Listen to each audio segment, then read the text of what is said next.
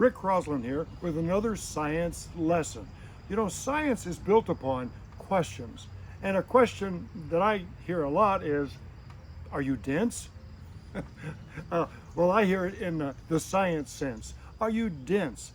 What they mean is density. And the answer is yes, because you and I and almost everything you can think of in the universe is made of matter. Matter. And matter is it's the tiny, teeny things that make up everything. And it can be a gas, a liquid, a solid, or even this weird thing kind of in between a solid and liquid, like a plasma. What we're talking about today is a property of matter called density.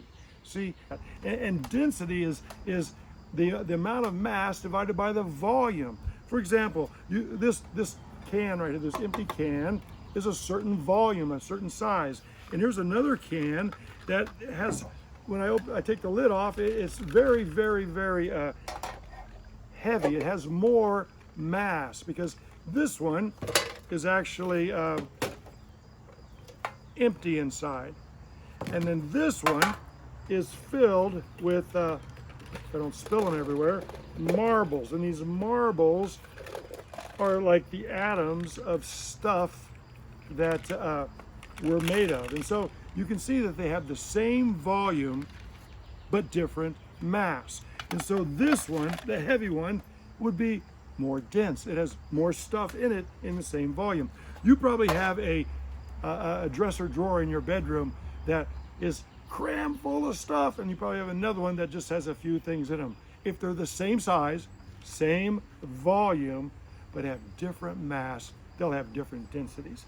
We can do that with a lot of things. Like here is a metal ball sphere, and here is another metal sphere made out of the same thing. And I put these on a gram balance, and they have the same mass. But look at the size.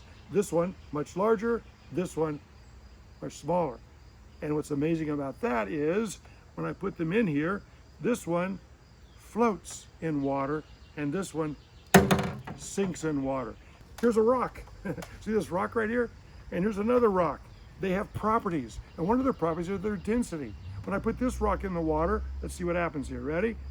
And it sinks. And this one floats, a rock that floats. That's actually pumice. That is a igneous rock that you find from volcanic action. I want to show you one of my favorite science lessons. I've done it many, many times.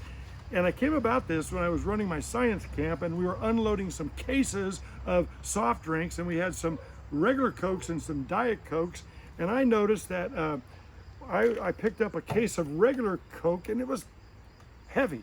And so I got smart. I carried in the Diet Cokes and had my counselors carry in the regular Cokes. And I got to thinking, wait a minute, they're both the same size. Look at that. They're both the same shape, same size, same shape. We use a math word called congruent. And they both have 355 milliliters. That's volume. And so they're the same size, same shape, same company. Only difference is one is regular and one is diet. I wonder how they would act in water. Now you can use, you don't need a fancy aquarium. You can cut two 2-liter bottles like this and do this same experiment. So let's see what's gonna happen. If the material's the same, one might float, one might sink, or maybe they'll do nothing. Let's find out. See, science uses water as the universal measure of density, because water, 1 cubic centimeter water is 1 gram. And so we use water as kind of like our measuring stick. If you're less dense or more dense than water, you sink or float. So here's my diet.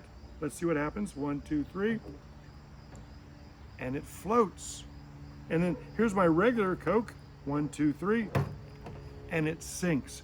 And so this sent me on a science investigation to find out why. And it has a lot to do with the sugar and the aspartame, the two things that are in there.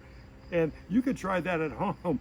But whenever I do something in science, I like to think, well, will it work if I do it bigger?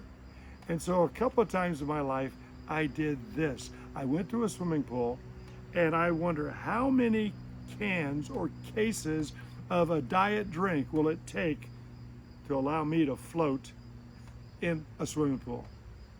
Check it out. Let's see what happened. First rule of the lifeguard is don't let people in the pool with cans of Coke.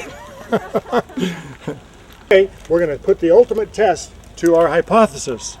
Diet Coke floats, but did I have enough Diet Coke on me to make my entire body buoyant and float?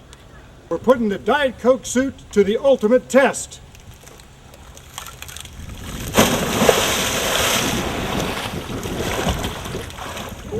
Ah, very nice. 3, 2, 1.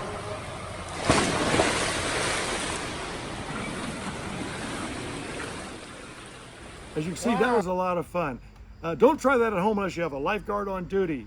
It took a lot of cases of Diet Coke for me to overcome my other original density and to float. It's always got me wondering, butter. You take a piece. I wonder how many sticks of butter it would take to keep me floating in a swimming pool. Who knows? I might try that. See you next time.